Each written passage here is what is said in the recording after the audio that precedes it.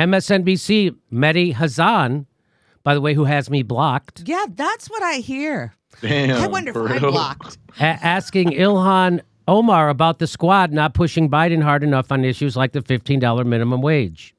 So here we go. Here it is. Ready? Here we go. Just to shift to the big picture, it was reported by Politico that you were part of a Congressional Progressive Caucus delegation that recently met with White House Chief of Staff Ron Klain. What asks did you make? And what do you say to your critics on the left who say progressives in Congress like yourself, the Squad, the CPC, haven't pushed Biden hard enough on issues like the $15 minimum wage, universal health care, the filibuster? Okay, now I'll say that's actually a good question from Mehdi Hasan. Yeah. What was your ask? You got to meet with the chief of staff of the president of the United States, which you all just helped get elected, and you all have the complete control of the federal government. What was your ask? Okay, she never tells that. So I'm going to play this. So just so you know, I'm going to, spoiler alert, there was no ask. She just, this is going to be a word salad. And then he says, and what do you say to your critics on the left who say you're not pushing hard enough for things like $15 minimum wage and Medicare for all? Again, she doesn't have anything to say. So I'm just going to, here comes a word salad, and enjoy. I mean, it is because that we have been pushing really that the American Rescue Plan is deemed to be the most progressive policy in decades. Did you know that? Such bullshit. Did you know that, Justin? Don't forget, this package was more progressive than the pandemic packages from last decade. There's never been another pandemic package. Right. This is a unique situation. This has never fucking happened before. You're shutting down a third of the economy as a matter of policy. Certainly understand that there was a failed strategy, not by the progressives in Congress, because we put $15 in the package. That's not a strategy. Putting $15 minimum wage in the COVID bill in the House is not a strategy to get it passed into law. That's just you did something. That's not your strategy yet. Now what? You're going to meet resistance from fucking Joe Manchin. Now what is your strategy to get past that? And your strategy should have been to withhold your vote as a voting block, so that bill couldn't pass without it. And why could you do that? Because Joe Biden ran on it. So did Kamala Harris. And it's overwhelmingly popular. The crazy thing is that shows me that their standard, the standard at which they operate and they're okay, like they feel like they're doing their job, is just getting it in the bill initially. Yes, that's it. That's it. That's okay, but if it doesn't pass, then, what are you going to go tell voters in Wisconsin and Michigan and Ohio that, vote for us? We'll get in the bill. It won't get passed, but we'll get in the bill. Yeah, vote. That's not a very good selling point. Vote for me, and I'll introduce things that you like, but I will never fight for them if it looks like it won't pass. Vote for me. That's not a good. I'll dangle it. Yes. I'll dangle it in front of your face. We certainly understand that there was a failed strategy, not by the progressives in Congress, because we put $15 in the package, by the administration. I think their early signaling that could be negotiated out, and it might not stick as part of the final package, really, I think, endangered the ability for us to pass $15. And so when we were in... Okay, so this is a word salad. We put the $15 minimum wage in the package, and then we listened to somebody with no actual power, the parliamentarian. Our strategy was to put it in the bill and then let the parliamentarian kill it. That was our strategy. That's your strategy. Does anybody remember what the question was, by the way, by the time she gets to this part? Meeting, we pushed for a strategy to get $15 minimum wage. We pushed for a strategy to pass the... We pushed for someone else to come up with a strategy? What was your strategy? What was your strategy? Person with power? The 0.01% of the 1% of powerful people in the country? What was your strategy?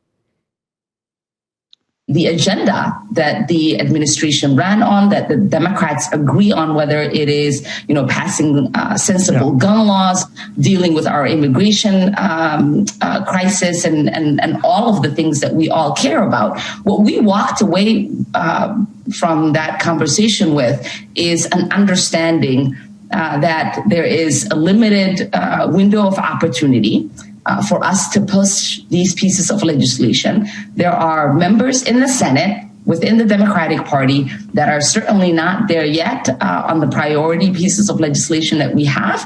And it's going to be up to the administration to come up with a strategy to push them, because progressives in the House are constantly told to get in line and to push policies that are going to have an impact on people's lives. That's what those Democrats in the Senate need to be told, and that's what's going to take. So the best follow-up question to that would have been to just ask that question over again. And the question was, what did you ask for? And what do you say to your critics who say you aren't pushing hard enough and fighting for the $15 minimum wage? That would be the exact same, because what she's saying is, hey, there's some of the members of the Democratic Party who aren't there yet. Yeah, they're not there yet in the middle of a pandemic. So what is your strategy? We have to sit around and wait for them to get there yet? So she's saying it's not up to us, it's up to Joe Biden. And if you guys are upset that you don't have stuff, go get mad at Joe Biden. Well, what was the point of voting for you then? Go ahead, Justin. Yeah, and I think this is reflected, I mentioned Bad Faith Podcast a lot because I think they do great interviews, and they interviewed Ro Khanna, and Breonna Joy Gray was asking him, why do you think why aren't they there, right? Essentially, why aren't these senators there? Why aren't these people in the House there, especially on something like Medicare for all? Minimum wage works too. Why aren't they there? And it's like that there's this refusal for them to just be like, well, they're not there because they're corrupted. They take a lot of cash from these industries and they don't want to pass these things. Like, they won't say that. But if it's the Republicans, they'll say it. But if it's the Democrats who vote the same as the Republicans, they won't say it. It's like they're completely handcuffed. And she said, well, progressives are always expected to fall in line. And that's exactly what y'all do every single time.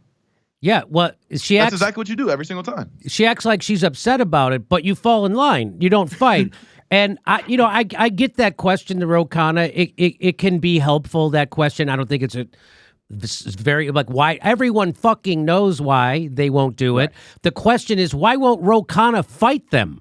That's the real question. The real question, I don't know, I didn't see that interview, but I stuck it to Ro Khanna when he came on our show, and about his stupid vote for the CARES Act and how it was bullshit and how it was the largest upward transfer of wealth in the history of humanity, and they did fucking nothing to fight back. And he gave that bullshit excuse, well, we had to get the unemployment out to people as fast as possible, which is why they put it in the bill so people could say that. And I said, that's what you're doing. You're just giving a bullshit excuse. And aren't you glad that the only person who's going to hold your feet to the fire on that is a jagoff pothead comedian? Aren't you? Because no one else held anybody's.